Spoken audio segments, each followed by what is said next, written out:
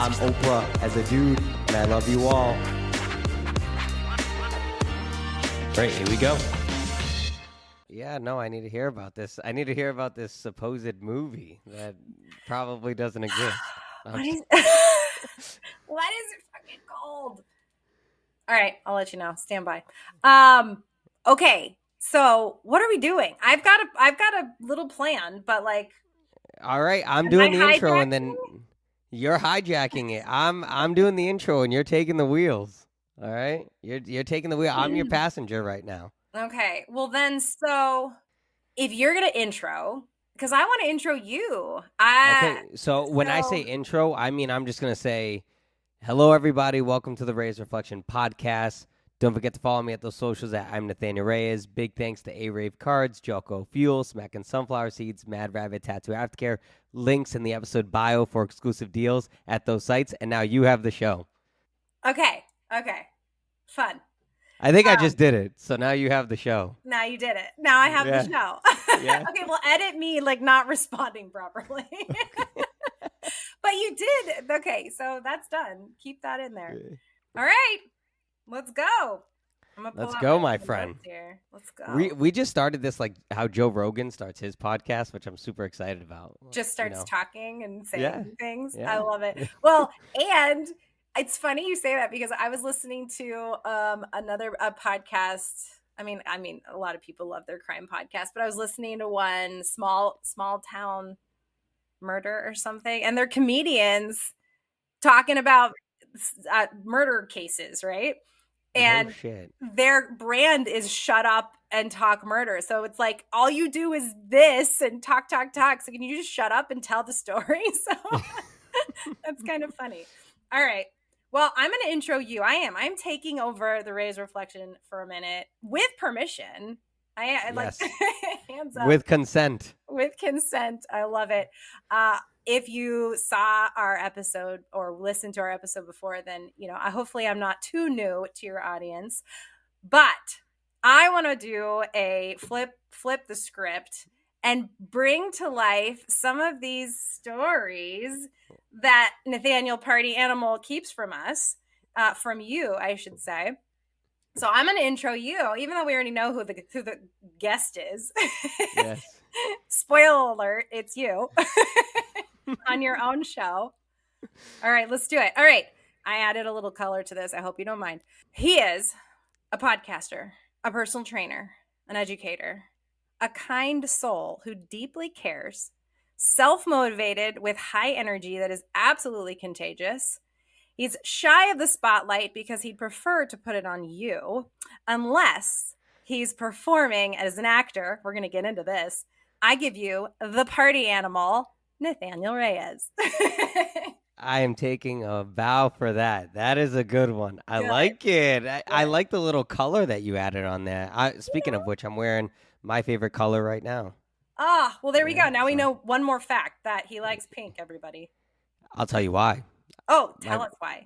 My favorite color is pink because I like how tan my skin looks when I wear it. Oh, all right. I wore the wrong color for my white self. I'm wearing white on white. I don't know what I was thinking. You were thinking that this was going to be a really translucent episode, and so you had to go ahead and go with the theme. I see what you did there. Yeah, you see what I did? Although, so your audience will get to see this, in little snippets or in full, but my audience is still very much on the audio. If you want to see what's happening, you might have to go on our socials to see what this looks like, see the pink and the white. Yes. Yeah. This is a visual audience cue only. You audio listeners, sorry, but you suck. No, I'm kidding. Use your imagination. That's right. I love it. All right. So I should have asked you. We're gonna take down the curtain for a second. I should have asked you if there's anything off the table, but that is not my style. I'm gonna just dive, and if you want to go there with me, go. If you don't, I'm gonna call you out. No. Yes. if I don't answer, it's really juicy. Then that's no. I'm kidding. Then I'm gonna poke more. So Okay. here's my like miniature intro. If you don't know who I am yet, I'm Ashley Levering. I own a life coaching business. So I am, by profession, an investigator. So it's easy for me to put on that journalist style kind of hat and dig. And that's honestly how I help my clients, is to learn as much as I can about them. So we're going to learn things about our friend here, Mr. Nate. What do you want? I mean, what does your audience know you as? Nathanael, as Nate? So it's so funny because my whole life I've always gone by Nathanael because I've always just been that type of person that that's my name. My name is Nathanael. It's not Nate. Nate is a completely separate name. But the reason why I started going by Nate, here's a story for you. I'll right off the rip, I'll tell you a story. Yes. So I went to go order food like many people do, and I placed my order over the phone. This was back before DoorDash and Uber Eats was a thing, and you had to actually call the restaurant. I know that's a frightening thought to a lot of people that you actually have to talk to somebody, but I called them, and so I said my order. I forget what it was, whatever. I go to pick it up. As I went to go pick it up, I said, "Hey, I'm here to pick up for Nathanael," and they go, "Who?" And I said, "Nathanael." And so they start looking for 30, 40 minutes. And so finally, I said, "Can I just say what I ordered and you can go look for that?" And they said, "Sure." So I said, I think it was a cheese pizza or something stupid like that. It was something that should have been done in 10 minutes. And all of a sudden they were like, "Oh, we had one for Daniel, not Nathanael." So because of that, I started to go ahead and just say Nate on line orders or whenever I went to talk to someone on the phone. And then it just kind of grew into this massive thing where now I've told people they can call me Nate. I have friends who would hate that I do that because they asked if they can call me Nate in high school, and I said no. And I also have one friend in particular who hates that I even allow anybody to call me that. But you can call me Nate, Nathanael, ponytail guy, croc guy, whatever.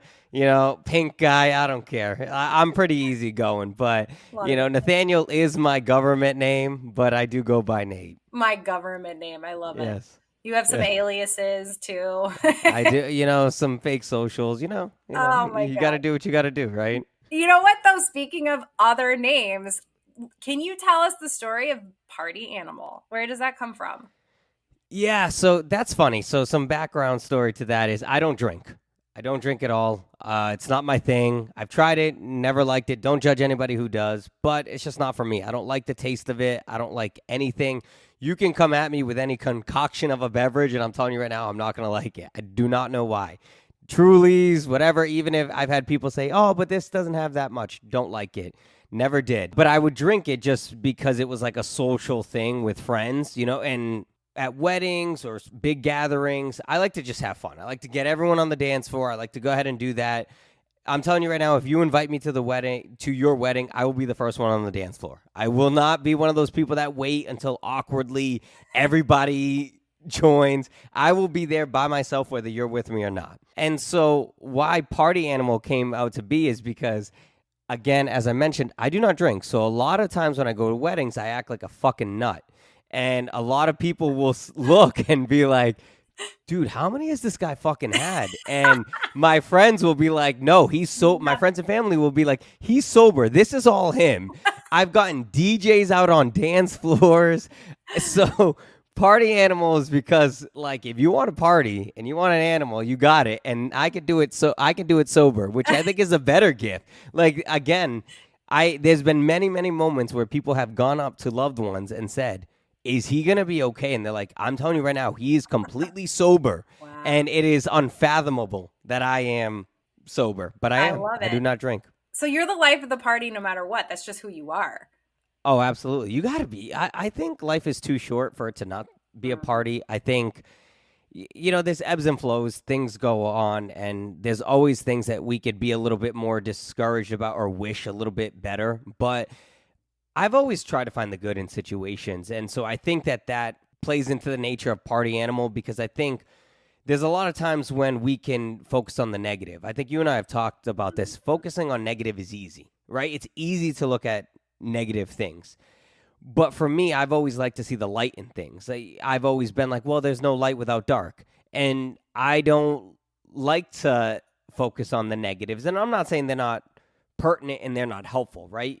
You need two sides of the coin to make the coin actually have some value. It's just something for me that being the party animal, being the life of the party, having fun, doesn't matter the circumstances.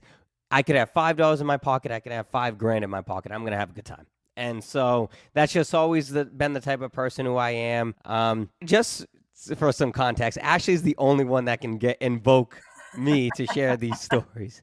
So I grew up very poor, and we grew up with not a lot of resources in terms of food, money, etc. So because of that, lights would get turned off on us.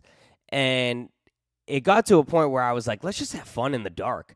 And so I don't know if people remember this game, but there's a game or a TV show. It's called Silent Library, where these people do a bunch of stupid, ridiculous tasks, but you can't laugh. And it would be like slap each other with whipped cream, but you're trying your best not to laugh. While we were in those dark moments, literally and figuratively, as a child, I would just try to make fun out of it. It would not be something that I would be so discouraged by. And no shade against people that do get discouraged by that. But for me, it was like, let's just have fun. Let's make memories out of this. Let's laugh. And I pride myself on the fact that a lot of times when things could go south, my friends and loved ones are like, you know what? You were the one that kind of elevated and brought us into a much more pleasant scenario than what it could have been. And I do that now. I mean, I'll always be the type that's like, yeah, but it could be this, I've always been the type of a glass half full kind of guy. And I try to replicate that in life. So I like life is my party. And therefore, I like to always have fun. Life is my party. I just thought of 2 t-shirts. Life is my party. And before that, I was thinking I can do it sober. Yes, so, I could do it sober. I could do it sober. I mean, talk about an attitude, the ability from a young age to take a really potentially scary, negative situation and see light in it. Yeah. That's, I don't know if that's a skill you can acquire over time, perhaps, or if you're just born with it. And from the sounds of it, this is something you were made with. Yeah, I mean, I think it's a combination of both, because I will say this. I mean, I'm human, and despite the fact that I may look like Superman, I'm not. No, I'm kidding. But no, there were moments where, I definitely could feel the hardships. A lot of it was embarrassing stuff. Like, I'll share another story. My family couldn't afford my senior photos. Okay. And so, you know how when you do a photo from like a professional photographer, a lot of times they have this watermark on the background that says it's theirs before you purchase it. So that way the watermark isn't there. So they showed the display of my senior photo and the watermark was clear. And my mom still wanted me to be in the yearbook, my senior yearbook in high school. So she took a screenshot of that, cropped it, and you could clearly see the watermark. So my high school senior photo in my yearbook is one with a watermark, and it's a little fucking JPEG on the corner there. So, I mean, I think there's moments where, it's obviously noticeable, right? Like, that is clearly one that it's like everybody in the fucking yearbook has a clear, yearbook picture, but here I am with a fucking JPEG and a watermark. Yeah. And I could have easily taken that moment and been like, woe is me.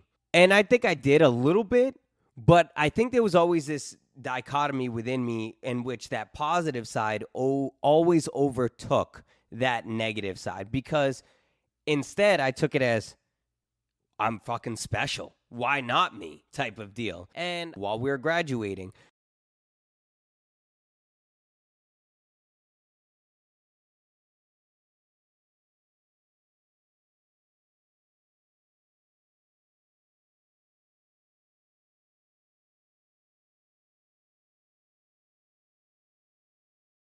as I walked across the stage, took my diploma and kept going, I remember looking at my mom and dad and saying, hey, of course they messed up my name. I'm that special type of deal. And maybe that's, borderline narcissistic in a way to kind of help you get over what could be a potentially embarrassing moment. But I definitely did try to flip the script so that way it wasn't this embarrassing moment, which it could have been. Yeah, well, you owned it. Yeah. It's interesting because whenever I will coach people about like things that they could potentially feel shame about, and every time they learn how to own it and laugh at it, most of the time it's just like so much easier. So you use that tool before you probably even realized that was a thing. You're just like, yeah, it is what it is. Look at me, and found 100%. your silver lining. Yeah, 100%. I think, as I referenced earlier, it's so easy to get caught up in negativity and woe is me. It's harder to overcome that hill. And I'm sure you've talked to many of your clients who you try to help get up that hill. But once you overcome it, it really is invigorating. It's freeing. It's like, wow, I don't need to stress out about stupid bullshit. I can laugh at myself. It's not that big of a deal. I texted you earlier telling you that I got rejected because my nose was so big in middle school. I laugh at that. It's not, did I laugh at it then? No, I think I shed a tear. You know what I mean? But I'll laugh at it now. Who cares? I got a big nose. I got a big schnauzer. Who cares? It is what it is. I mean, but, it's so easy to get caught up in what could be changed. Instead, own what you can't in a way. Own that. Like, own that fucking shit. I couldn't make that woman correct my name again. So own the fucking shit that she made the mistake. You know what I mean? Thanks for the attention. Yeah, exactly. Own it. So Yep. to bring it back to what we were talking about earlier, I think it is a combination of both. I think I was definitely born with that mentality of I don't really give a fuck what other people have to say.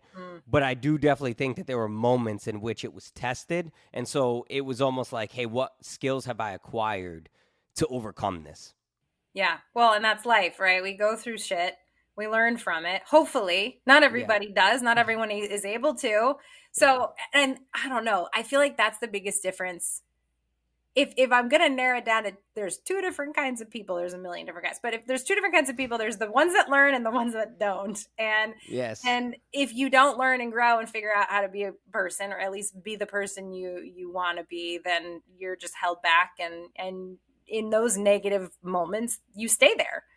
And you just live in that shit. So, I mean, it's funny because I have these questions for you and you're answering so many of them. One being, when you are facing negative stuff, and I'm not done with your past, but when you're facing the negative shit, how do you feel it? Do you live through it and then turn it around? Or do you try and like get yourself to Positiveville quick?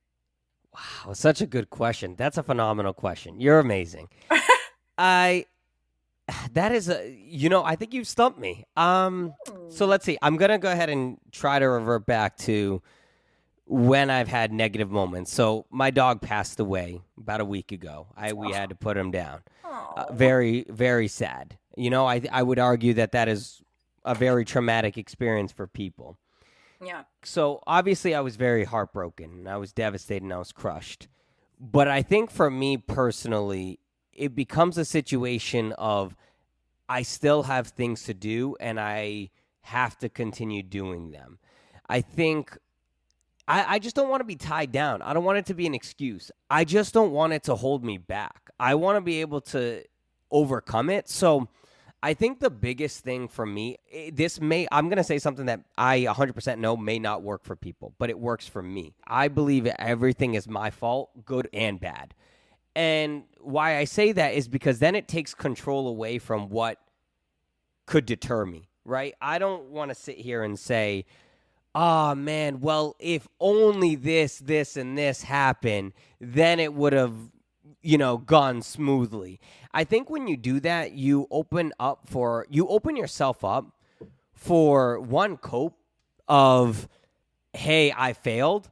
And I'd rather it be a situation of I failed myself as opposed of somebody else failed me. And again, I'm not saying it works for everyone because I know we're going to, we're going to pull back the curtain a little bit. We had been talking about doing this for a while, and your audience is going to hear this as is mine. So I'm trying to be sensitive because I don't want your audience to think that I'm just, this crazy nutcase. But no, it works for me. What works for me is taking responsibility of my life in every way, whether it's good, bad, ugly, indifferent. And I do that and it helps me because then again, it doesn't allow somebody else to take the reins, and then now I feel helpless. I want to be able to feel like I have overcome this challenge regardless. Now, I'm not saying I don't have support, right? We are the sum of the 5 people we spend the most time with. That's my personal belief as well. I believe who you're around can help elevate you, but can also help diminish you. And I just want to take control of it. When my dog passed away, my family, I will be honest, I said I could have done more. And my family had to sit down and talk with me, and they were like, he was old. There was only so much you can do. And I had this weird thing in my head where I'm like, what if I had gotten better food? Then he could have lived longer. You know what I mean? Like, Yeah. But that's that bartering stage, right? Yeah, During that's grief. Mhm. Exactly. And I really, really understood that. And so I've always just been the type of person that can elevate myself. And what I mean by that is extrapolate what I'm feeling and look at it from an objective point of view and from another person's point of view. Even when I give people advice, or if I try to give myself advice, the best advice I heard growing up was somebody said, talk to you the way that you would your best friend, right? Like you would not say to your best friend, you're a piece of shit. Why did you do that? You wouldn't say that. And if you do, you're not being a good friend. Now, I will look at myself in the mirror and say, man, you could have improved this way. You don't need to talk to people that way. That's self-improvement. That's self-reflection. And so, again, I'm very hard on myself, but not in a negative, derogatory way, in a way that's like I want to increase what I can be and be the best version of myself. So to answer the initial question of how I am when I'm going through crisis, do I immediately go in a positiveville? I think what I do is I take my emotions with me. I drive to Positiveville. I park the car. I'm there, but I do have the emotions there with me. Okay. And now while I'm there, I got to work through it and I got to process it so that way I can reside there. I can't reside there if I'm negative. So I think to answer your question is yes, I immediately shoot there while I'm still holding it, but then I do things to help keep me there. I go to the gym. I talk to a friend. Honestly, sometimes just being by myself. Sometimes I have to have a solid 10, 15 minutes where I'm like, I don't talk to anyone. I don't look at my phone. I disconnect. There are things that you have to do to help yourself. And I think, again, take that control. And I think that you can go farther with that than, there's really nothing I can do. I don't have any control. Again, works for me, may not work for some. No, I love that. And I don't think my audience will think that's crazy because they've heard me say many times that we are responsible for our own reactions and responses, and you control what you can, and what you can't control, you let it go. I'm a huge fan of that concept. In fact, I teach logical response versus emotional reaction. Like if you're just emotionally reactive to everything that happens, you're not going to get through it. You're not going to get to Positiveville, any faster. But if you are, taking that breath and logically responding to the situation, knowing that there's something you can control, take a beat, then the circumstances can be different. So no, I'm a big fan of that. And clearly that works for you. I don't really let my emotions dictate what's going on in my life. Now, I'm not saying I don't feel the emotions. That's not what I'm saying. I don't want to conflate. I just don't let it dictate my life because there's logic and emotion. And why I say that is because, you hear these stories where people will talk about how they're in abusive relationships, right? And then they want to stay. That's an emotional decision, right? And because it's not logical. If it was logical, you'd be like, man, this guy or girl is mentally abusive, physically abusive, whatever the case may be. The emotional decision is, I have to stay because maybe he'll change. Logic is telling you that it hasn't happened. And if it hasn't happened, what makes you think that it's going to happen, right? Like, there's only so many things that a person can do. A leopard can't change their stripes. Now, maybe I'm being hypocritical because I do believe people can grow. I'm not saying they can't, but I'm saying in that particular scenario, are you going to go ahead and allow the emotion dictate you, or are you going to let the logic dictate you? And I credit that to my father, and because my parents are very polar opposites. My mom is a very emotionally charged individual. She will allow emotions to dictate her decisions. Or my dad is a very stoic logic person, and my dad is the type that's like, well, let's take a step back. Let's think about what this is going to be if you take the emotional path. My dad never discouraged me from taking an emotional path. It was just, well, now you got to understand that you're going to go left and right. Whereas logic is pretty black and white. It's pretty clear. Like, is this person treating me the way that I want to be treated? I'm reverting back to the relationship scenario. Is this person treating me the way that I deserve to be treated? No. Should I go find someone that should treat me the way that I want to be treated? Yes. Okay, then. Again, emotion's going to sit there and say, oh, well, we have kids and maybe he will change. And, hey, for the first 6 months, he was the sweetest guy in the world. So maybe he will. Well, everybody's the sweetest person in the world the first 6 months. I mean, it is what it is. I mean, that's life. Yep. But I really think that how I live my life is I just don't let emotions dictate my decisions. Mm-hmm. If I'm upset about something, I process it, but I'm not going to make a decision that's, emotionally charged. I think that can be a little bit more destructive than helpful. And it's not just, interpersonal relationships or whatever. It could be business, right? Like, you don't have to like your business partner. You don't, for the people who don't know, Ashley doesn't really like me, and we're doing. No, I'm just kidding. I'm kidding. But you understand the point that I'm making, right? Yeah. Like, a lot of times, like, you'll hear some of the best business partners are people who didn't really care for each other or were on opposing sides for a while, and then they get together, right? Emotion's gonna sit there and say, I don't like them. This needs to be a WWF, WWE match. Logic is gonna say, hey, if they're making money, we're making money, and this is an even exchange, let's do it. Yeah. So I think that's how I live my life. Logical decisions. Okay. All right, I'm going to challenge you, though. Let's hear it, my friend. This is what we're here for. So logic, if you are leading by logic and you don't let your emotions, quote unquote, get in the way, is that a protection mechanism of sorts? Oh, you are good at your job. Okay, I love it. This is why we get along, because people said that you challenged me on the first one, and and it's pretty clear that you're really good at your job and you ask great questions. Perhaps it is. Perhaps I want to protect the pain that I could endure during this time. Now, I think pain and suffering is an everyday part of life. But, I'm trying to think of how I use logic over emotion. Again, like, I don't want to say I don't have emotions. Mm-hmm. I just think I do a good job at controlling them because I have things I got to do. If I was sad or upset or happy, I would be doing this podcast with you. It wouldn't matter. We wouldn't know. And we wouldn't know. The lights would be on bright, and I would still be doing the exact same way that I am.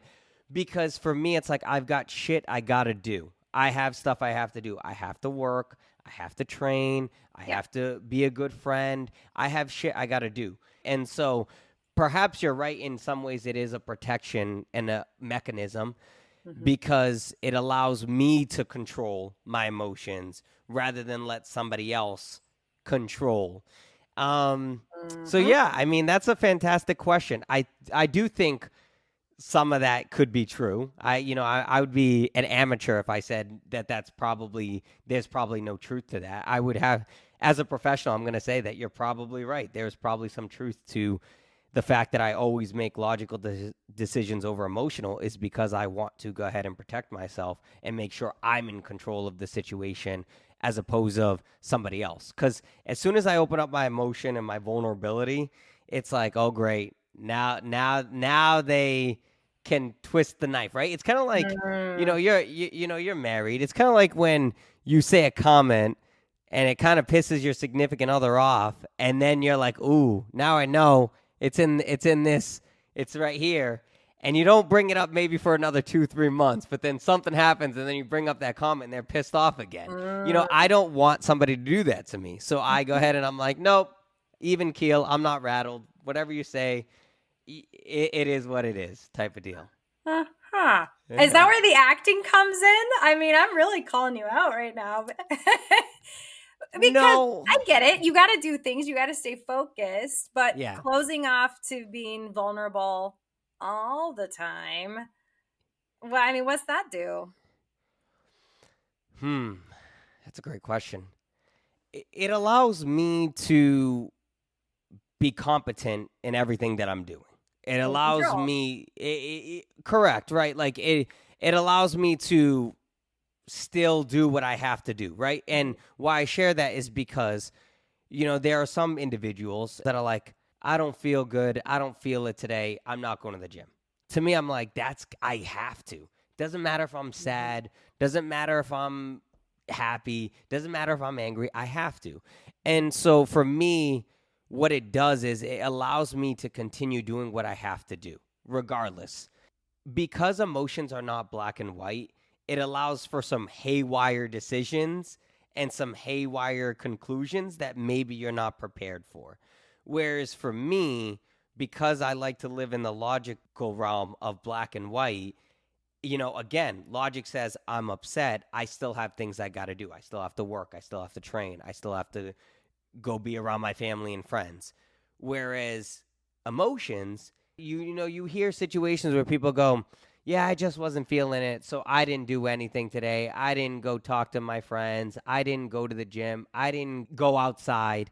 Whereas me, I would argue that doing all those things would actually help your emotions and help you overcome that. So for me, it allows me to continue to be as competent as possible in my day-to-day life.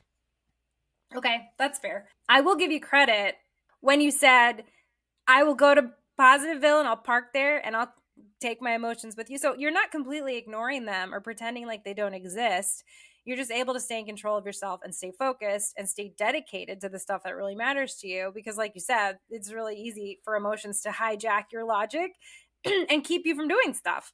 So moving forward matters to you. And I don't know, I'm going back to, is that a development of what you've been through, of the things you've experienced and the things you've learned how to overcome and look at and endure and then keep going? So yes, protection and being vulnerable can be kind of scary, but I would say it's a skill, like being able to, I know my emotions are there, but they're not going to play as big of a role as my logic and being in control of myself. Is that a development of things you've been through?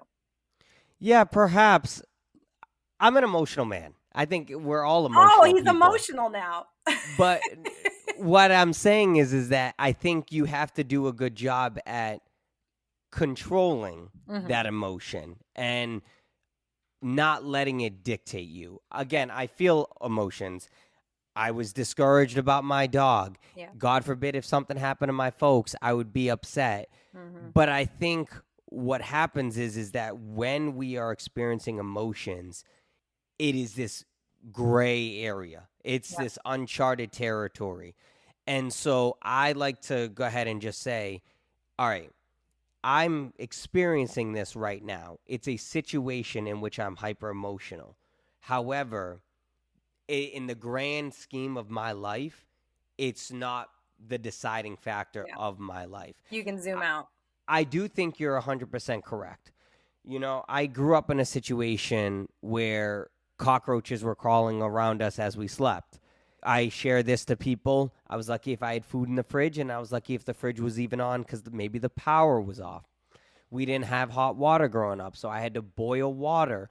And because if it was too hot, I had to put cold water in it so that way I can use cups to give myself a shower. And I share all that because all that was going on, but I still had sports. I still had to go to school. I still had friends. I still had everything I had to do. So I didn't allow it to dictate my life. Whereas I think a lot of people would allow it to dictate their lives. Yeah. And I'm more just here because I want to be a beacon of light to those individuals saying, look, I have gone through some shit. You know, you're the only one that's probably been so honest of being like, hey, you have a story too, Nathanael, and I think we got to go ahead and air it out. And I really want to say that I think if I've gone through what I have gone through, gun violence around me, drugs, knife violence, etc., and I'm still this positive individual, I believe in my heart of hearts that everybody could get there. I do.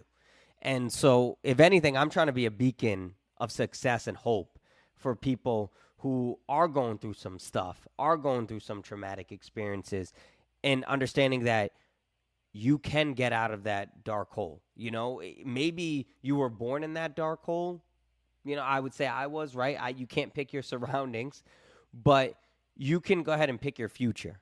I've said this to my friends, and maybe people disagree with me, and that's completely and utterly fine. I say, you're 18 to you're 30, that's your years to figure your shit out, in my opinion. That's your years to go, my childhood, this, that, and the other thing. No disrespect, but I'm going to be 32. I don't say, yeah, but, you know, back when I was 8 or 9, I didn't have heat and hot water. Like, I don't say that stuff. I just say, it is what it is. I still have stuff I got to do. That was fucking 23 years ago. Like, I got shit I got to do. You know, that's life. And so I think hard times are going to come, so don't make them. I think a bad day will come. There will be, I hate to put this out in the ether, but there will be a day where I get a phone call that something happened to my dad, something happened to my mom, God forbid something happened to my brothers. So I'm not going to let minor inconveniences make me have bad days.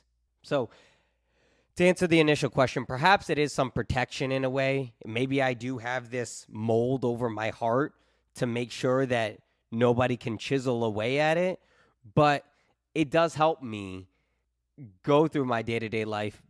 But I'm also a realist and understanding that there is going to be a day where something is going to jab right through, and then that's when I'm going to go ahead and be able to say, all right, something happened to dad, something happened to mom, something happened to my brothers. I got to go ahead and, you know, handle that emotion in Positiveville. Because I do believe that a lot of things are situational too. That's my personal belief as well. I think I can be upset about things that happened to me when I was 8, 9, 10, but that's situational. I'm not in that situation anymore, so I'm not going to be so upset about it. I would say that I was upset when I had my knee surgery a few months ago, but that was situational, right? The sun will rise again. You could go through a month where you have nothing but torrential downpour, but I'm telling you, the sun will rise again. So you will go through hard times. The storm is going to come, but that sun will be there on the other side. It's just whether or not you can weather that storm. And I've always been the type of person that wants to weather any storm. I don't care how big or small it is. I'm confident in myself and my capabilities that I will go through that storm with a smile and be there on the other side and still be partying on the other side. I love that. That's beautiful. Please, somebody quote that. But seriously, as far as like positive mental outlook, which, you know, is a lot of people's goals in life, is I want to have a positive mental outlook. And there's so many people who get trapped in the victim mentality and the victim mindset and woe is me, and I've been through so much, and they lean on that and lay on it and use it as excuses, and that's not you. And I hear you, you know, like your emotions are there, like you care deeply. I mean, I said that in the beginning, you're a deeply caring soul. That's just who you are. Just because logic leads the way doesn't mean that's not, you know, there's not a bunch of mush inside there. Obviously there is, but I'm not hearing that you've been in a victim mindset ever, or at least for a long time, and putting that out in the world. You know, like, let's talk about this legacy. You're an educator, an influencer. You know, is this the legacy? Is this what we get from the Nathanael Reyes, the don't be a victim? I've always wanted an exceptional life, and every superhero movie we watch, the superhero is losing 90% of the time. It's not until the final 2 minutes of that movie where the hero is standing there triumphantly, conquering their giant, and they stand there. Life's grim, and if you want to be an exceptional individual, you have to understand that bad things are going to happen. You could be the victim, but you could also be the superhero. If you watch Batman, both of his parents died. You watch Spider-Man, both of his parents died. Bad shit is going to happen. A bad day is going to come. Mm-hmm. But rather than hold on to every little bad thing and say, now my day is bad, use that as motivation. Again, I 100% believe that. Every superhero movie you watch, they're losing for a majority of the movie. It's not until the very end where they succeed and they accomplish their goal. If my life is a movie, I'm going to go through more bad shit than good shit. I'm going to go through more stresses.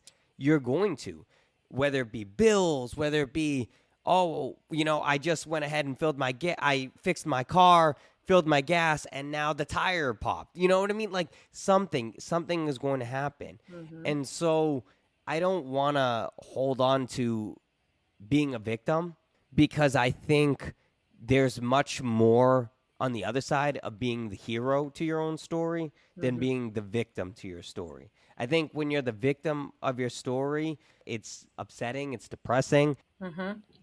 Yeah, I love that. And you're so right. They are kind of losing and battling and fighting for 90%. And then all of a sudden, everything's fine because they fought their way back.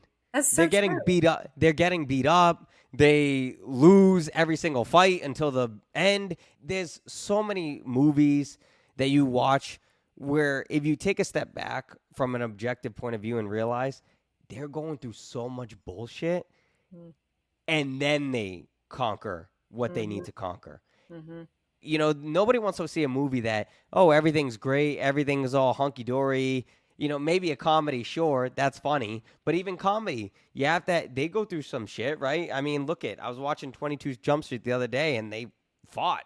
I love that movie. I know, right? It's a fucking great movie. They fought, and then they had to get together for spring break. The other guy gets fucking shot in the arm.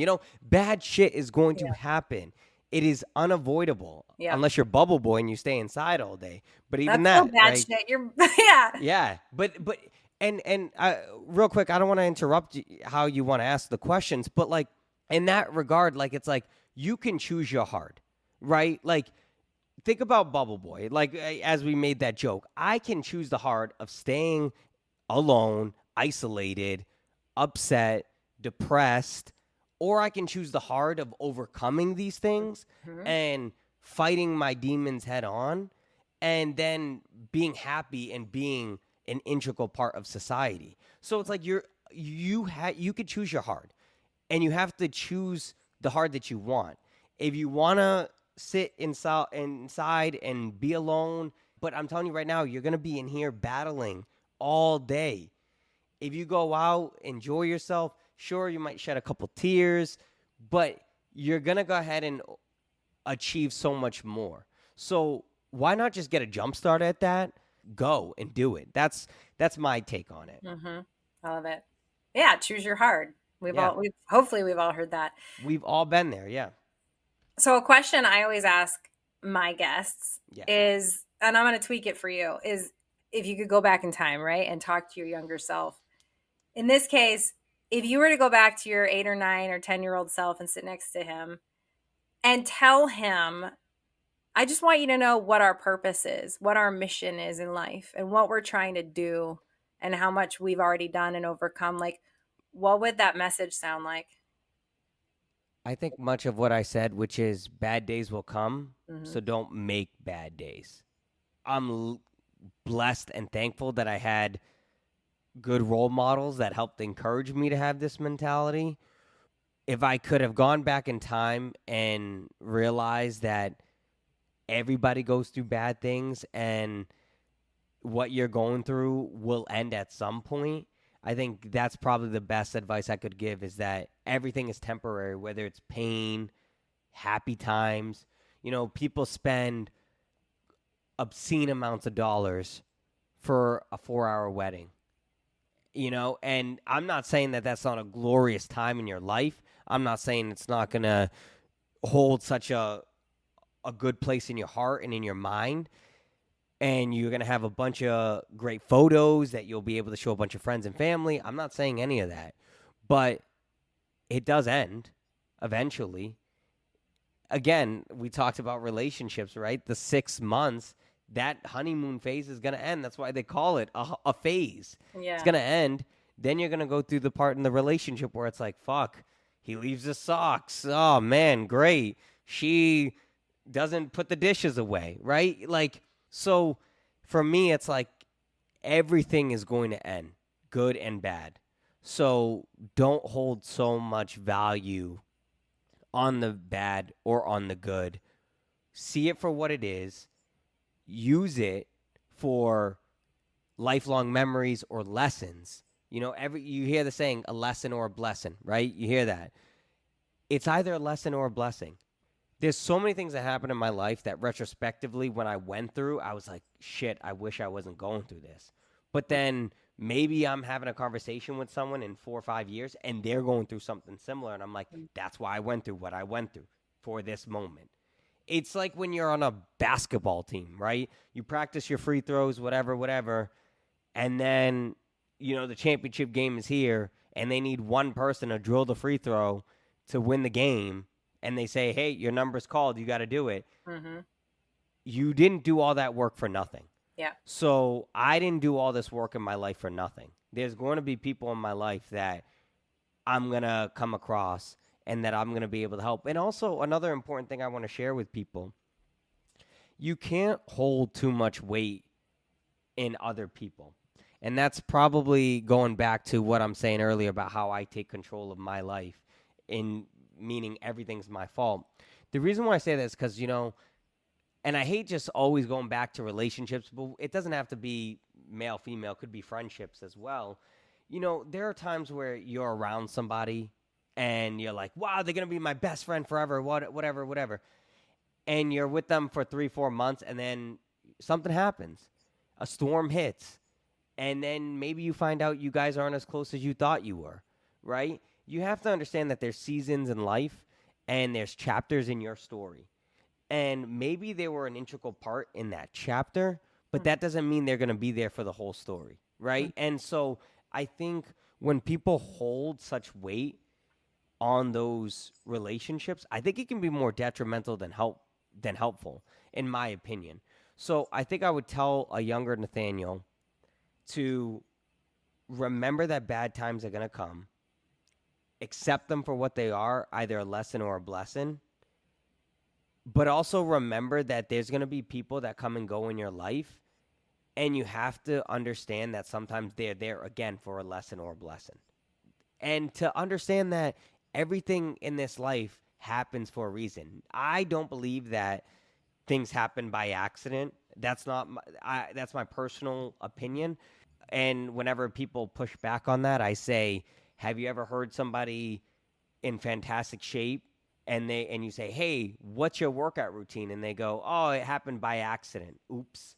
You hear, I got up at 5, I work out 2 hours, I eat this, and this. On Sunday, that's my cheat meal, whatever. I share all that because I say that I don't believe anything in life happens just by accident. I don't believe it's this just like, oops moment. I think everything happens for a reason.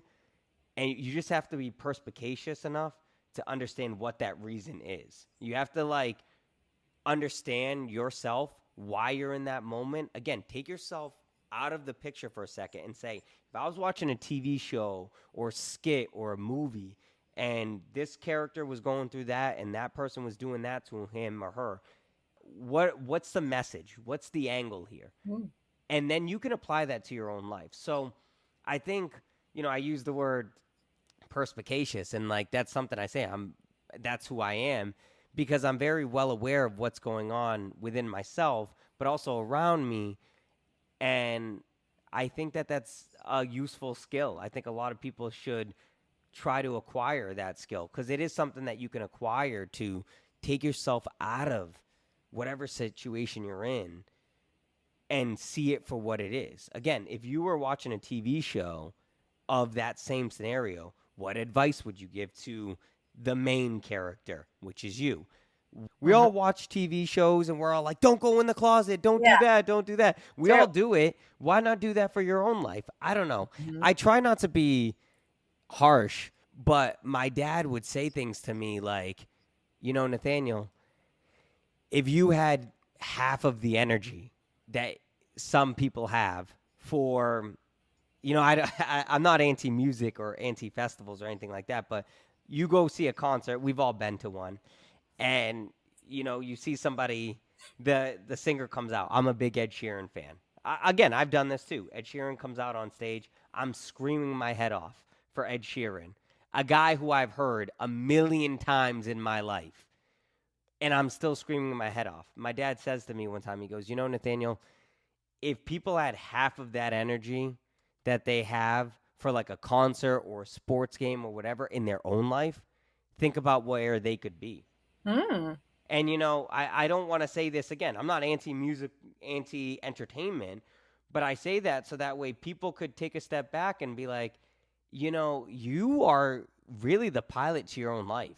And if you had half of that energy that you have when you hear an Ed Sheeran song from some shitty radio speaker that we've all heard on our phones 1,000 times, clearly, I think it would be a more productive world. And, again, maybe I'm just trying to change the world one soul at a time, but as that educator in me. But I really do believe that we dictate our lives more than what we think we do. And that doesn't mean we dictate the surroundings, not at all. But again, if you had half that energy into maybe a business, maybe your solo career, I don't know. Maybe you're a singer, maybe you're a songwriter, maybe you're a podcaster, maybe you want to write a book. If you had half of that energy and excitement and passion into yourself, think about how further along you would be. So I really think that it's something that I hope people who listen to this take and understand that I'm not coming from a place of malice or spite or, hey, you're an idiot if you're dancing to a Taylor Swift song that you've heard. It's more so of like, hey, you know what? Like, enjoy it for what it is, but also have that same passion that you have for your own vocation.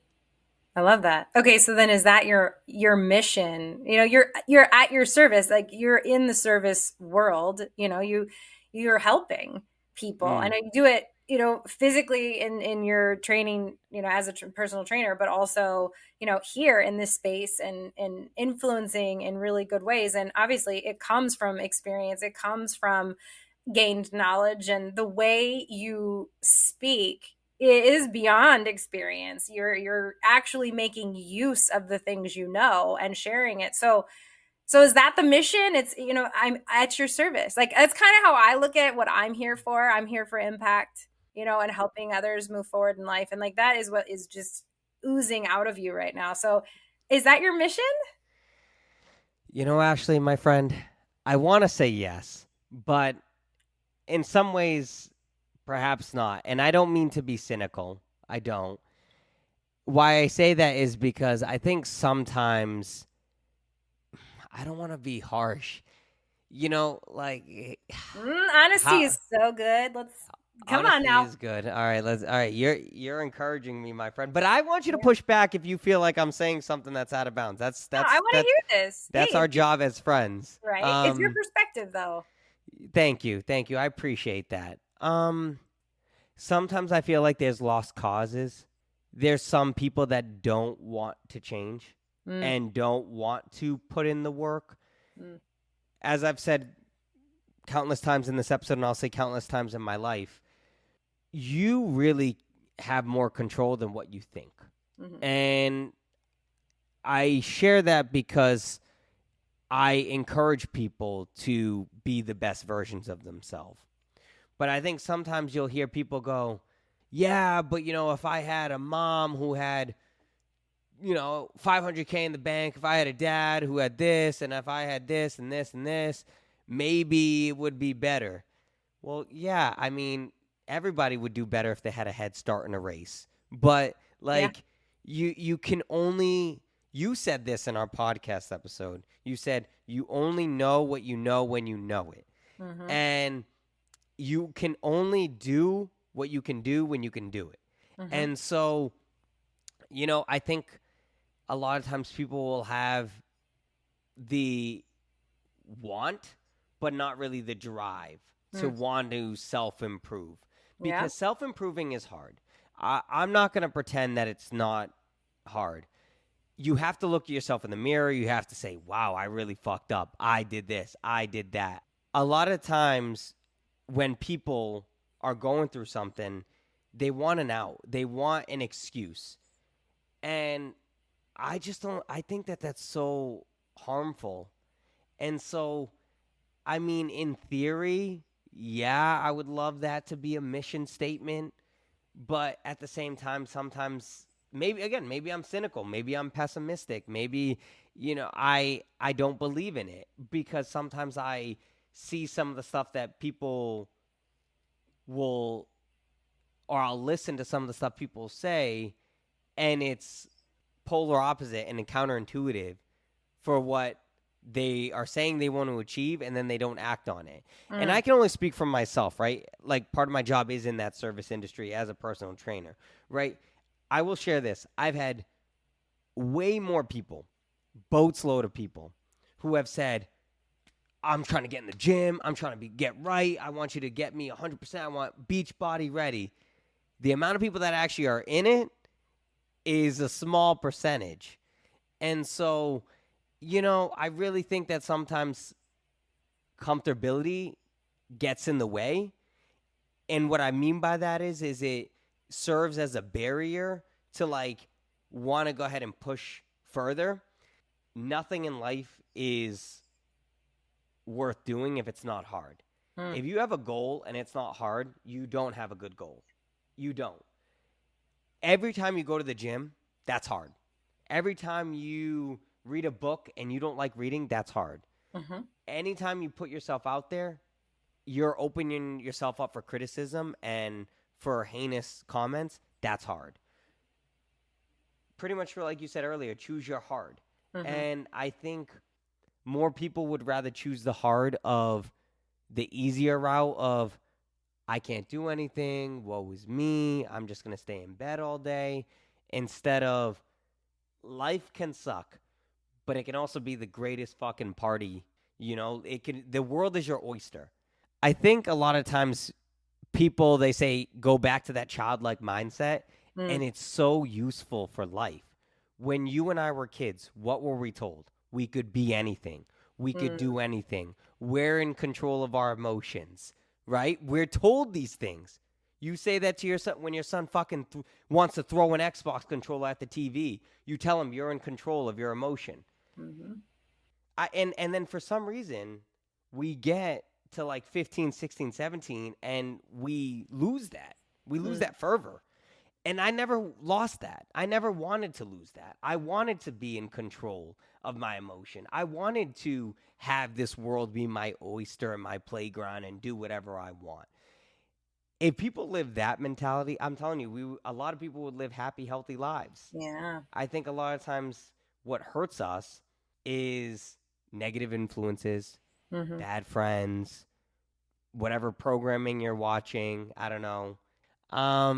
I would love to be a beacon of success and light and motivation for people, but sometimes I just feel like some people, they talk it, but they don't want to walk it. Yeah, I agree with you on that. In fact, not that I hadn't really considered this concept, but recently, I don't know where I heard it, but it was like there's some people put on this planet to make impact and to grow and to, possess some kind of purpose that is greater good and whatever. And really just to grow and change and become better humans. And then there's people who are not meant to grow. They're not on this planet to further develop and create impact and be much more there. And it was a really kind of bizarre thought to be wait, so some people are just here and then other people are meant to make a difference. And then I really thought about it, and the further to think about the concept is the people who aren't meant to grow per se are here to teach those who are growing. who like we can learn from their mistakes and their mess ups. So then in the end, they're not purposeless. They're not without purpose. So maybe they're not meant to grow and change and become the best versions of themselves because maybe they don't have a better version of themselves. But for the people who are going to keep going and do the hard things and find their positive and overcome and achieve and do all those things, right? Maybe they're meant to bump into these people who aren't growing because then, they serve their purpose. I don't know. It's a kind of an out there concept, but if you think about the people who choose, and it is a choice to do the work versus not, if they're consistently not committing to anything to further themselves, then maybe, their purpose is just different. I don't know. It's not that crazy of a concept if you think about it, because you're right. Like there are, and I don't mean to discredit individuals, because before I share this, I want to say I do believe everybody could be the best version of themselves. Mm-hmm. You just have to do the work, and it will be hard. It will not be easy.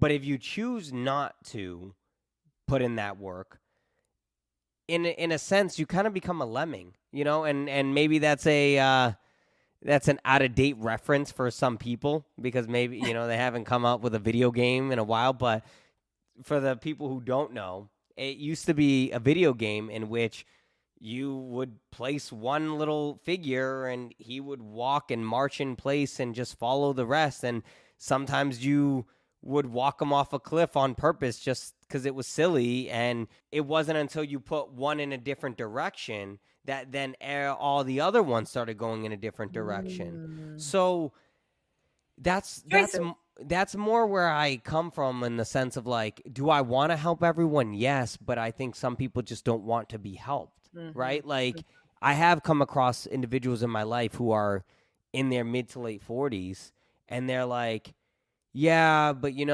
I still live at home with my mom and I still do this and I don't really take anything seriously. And the reason why is because my dad was a piece of shit when I was 11. Yeah. And excuses. Right. And that's easy. Yep. That's easy to say, well, my dad was a piece of shit. And rather than using that as an excuse, overcome that, right? Like, how much more powerful, let's just use that scenario as to paint a picture here. How much more powerful would it be if we heard that individual say, you know what? My dad wasn't the best father as a child, but I'm successful, and now we have our own personal relationship because I decided to put in the work, and now we can see it for what it is. And now I've realized that my dad also had a lot of growing up to do. Like, how much more inspirational would that be to people? I would look at the person A who's like, I don't really work a real job. I hate my dad. He was mean to me, whatever. I wouldn't want anything to do with that person. Yeah. But now if I heard person B who said, you know what? My dad and I had a very tumultuous relationship, whatever. He wasn't the best person.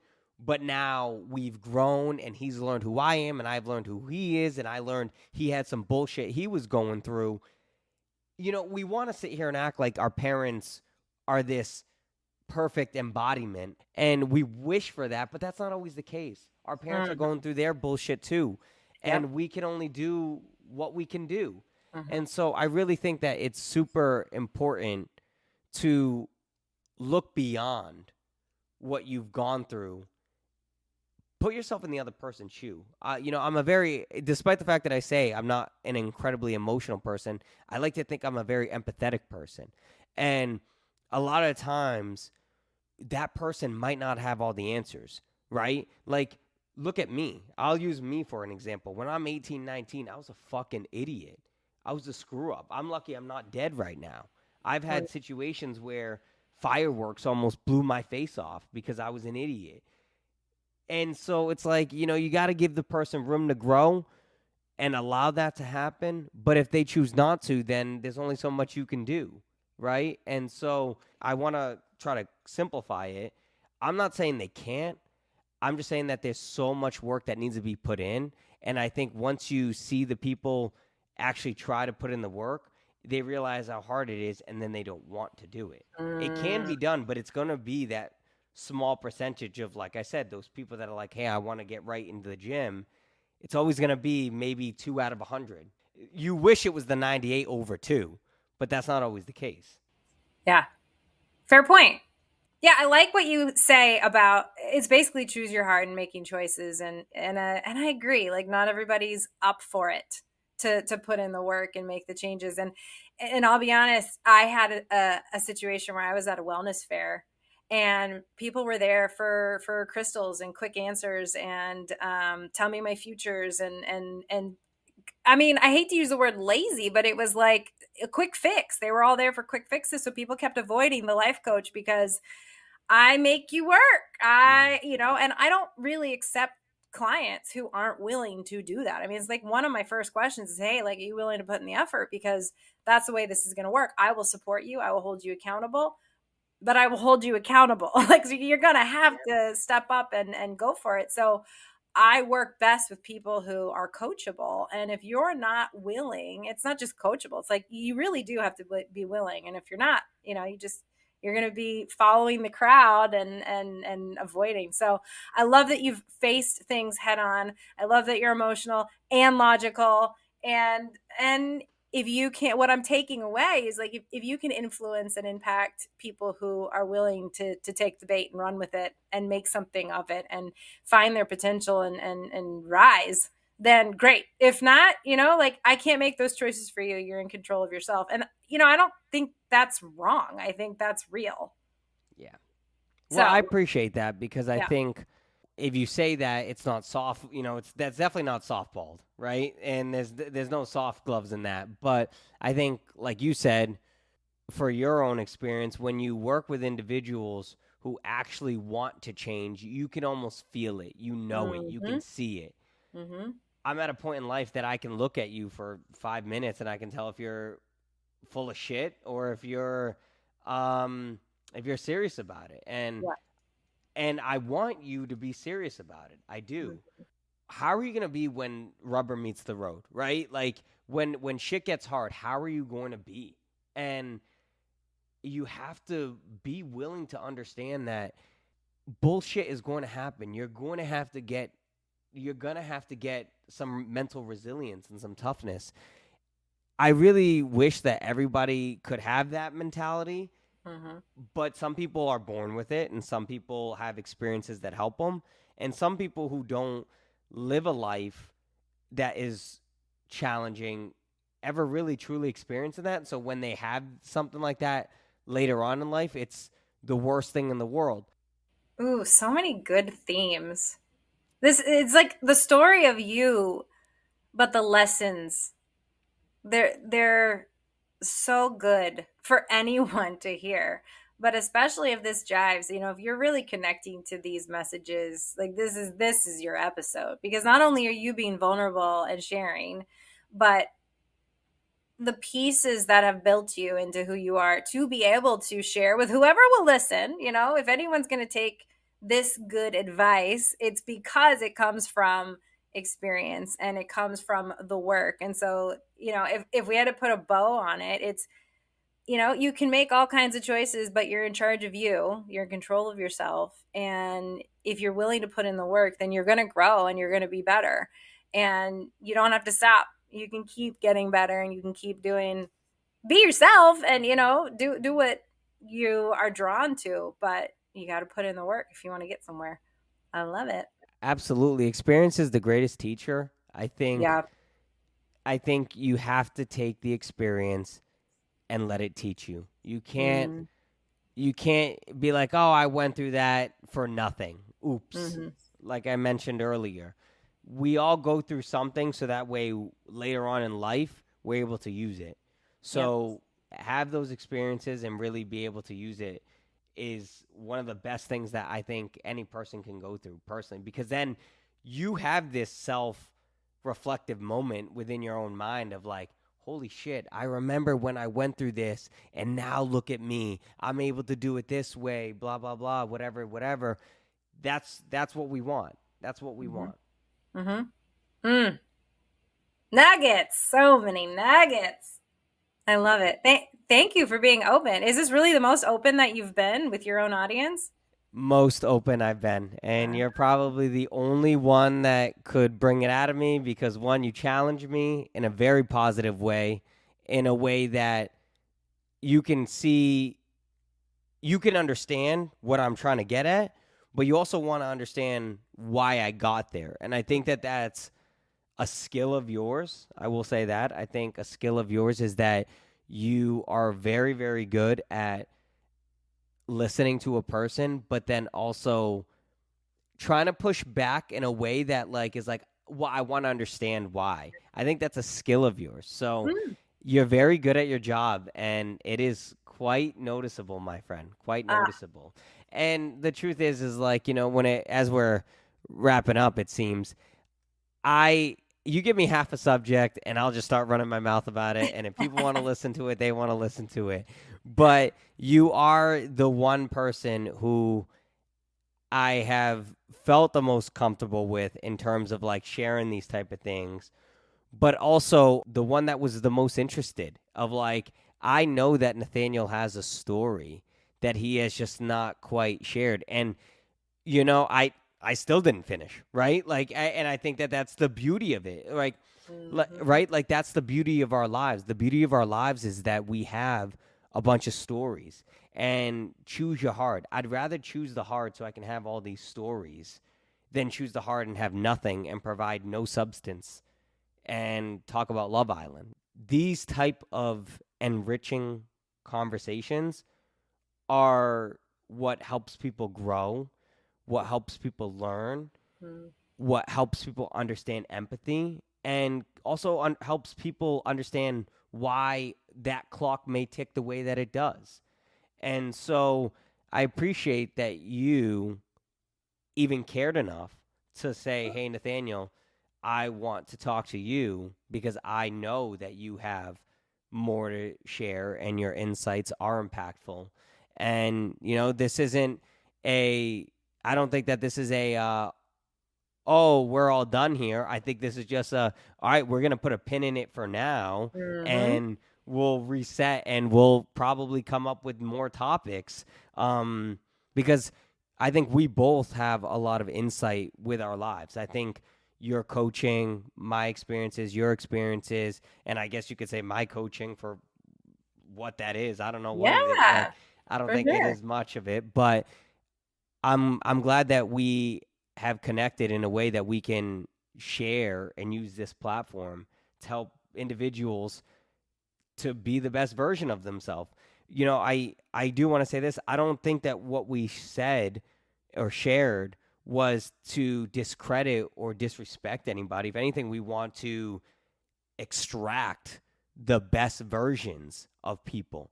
So if anybody is slighted by what we said, I don't think you're listening to the true message. I think it comes across as maybe insecurity within yourself of understanding that, maybe we struck a nerve because you know that there might be something that you're holding on to, and you just got to let it go and focus on you and work on yourself.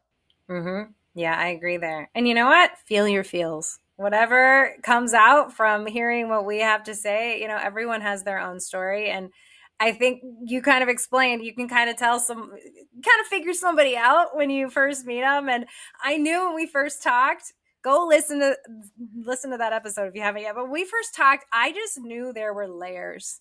And I think that's kind of my, like that's my not so hidden talent is like I can read Yeah. between the words, Yeah. and I can always kind of tell that there's more to the story. And you gave me some little I don't know how to explain it, but there was some pieces that I picked up on in our episode together. I was like, oh, there is more to that. So I agree that we're not done here.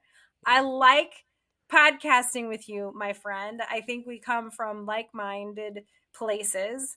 And I agree with things we've experienced and lessons we've learned. And I mean, there's more to everybody, right? There's more shells to crack open, I'm sure. Even with me. I mean, I think I'm vulnerable, but sometimes, I keep it kind of tucked away because I'm supposed to be, the helper. So, but it's good to be vulnerable. It is. And even, the stuff that we are scared of of our own selves can be impactful and helpful to somebody else. So yeah, I'm gonna end there. That sounds great. Well, Yeah. Ashley, thank you for taking the time and sitting and chopping it up with me. I want people to still connect with you and follow you and all that jazz. So why don't you plug yourself in per usual, and then I'll end with our sponsors. I love it. Well, and thank you for being okay with this and letting me kind of be the one on the other side and having me on again. I really appreciate it. It's super fun. And I love now knowing the party animal side, because you're just a lover of life, and oh, we need more of that. We need more of you, my friend. If you want to find me, ablifecoaching.com is my website. I'm on Instagram at ABL Life Coaching. And now I have a new podcast account on Instagram. It's Needy and Normal Pod. So that's my podcast, is Needy and Normal. So we're going to be on both. This episode is so special. It's going to be on both our shows. So how about you do your own plug too? I mean, I know you got sponsors. Let's put them out there. And then where can everyone find you and keep being inspired? Oh, all right. If you heard what I said and you were inspired, then you can follow me at I'm Nathanael Reyes. You can DM me, you can challenge me, you can talk to me, you can do all that fun stuff. If you were not inspired, you can follow ABL Life Coaching and go ahead and run your mouth there. No, just kidding. Oh, man. Yeah, I'm Nathanael Reyes on everything, and it's AEL at the end of Nathaniel because my mom wanted to be unique and not have IEL. I don't know why. She thought that it was going to make me cool. It just made it more confusing for a lot of people. And, I got Nathaniel and was called a Neanderthal by a seventh grade crush that I had. Shit. But yeah. It happens. Right? We all go through our awkward phase. But we do. Yeah. And it's not Daniel, like the order. No, it's not Daniel. Nathaniel. No. One of my first few jobs of working with kids, one of the kids did not know how to say my name, and they did say not Daniel. Not Daniel. So not Daniel? That was your name? That's Yep. That was so long ago though. That kid is probably like 16 at this point. But oh, that's so wild. Yeah. All right. Well, thank you again, Ashley, Thank for taking you. the time, sitting and chopping it up with me. That is going to do it for this wonderful episode of the Reyes Reflection podcast, but also a wonderful episode of the Needy and Normal podcast, which I should have said at the beginning. So I didn't do my due diligence by saying that this is an episode of Needy and Normal podcast as well. Don't forget to follow the sponsors of the Reyes Reflection podcast: ARAVE cards, Jocko fuel, Mad Rabbit, Tattoo Aftercare, and SMACKIN sunflower seeds. And you have sponsor as well, right? ABL Life Coaching, that's the sponsor? ABL Life Coaching is the sponsor of the Needy Normal podcast. Definitely follow there. All right. Well, my friend, you are delightful. I appreciate you. That is going to do it. We are all wrapped. And as always, may you live, may you love, and may you thrive. I'm Oprah as a dude, and I love you all. How do you normally rap? I say your needs matter because you matter. All right. And that's we'll end true. it there.